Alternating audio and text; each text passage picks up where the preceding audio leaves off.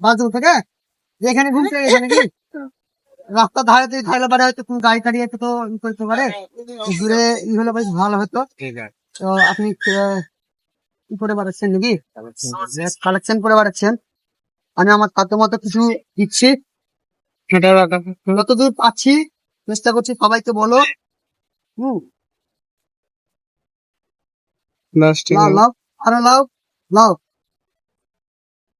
হয়েছে হয়েছে হয়েছে, আর নেবেন?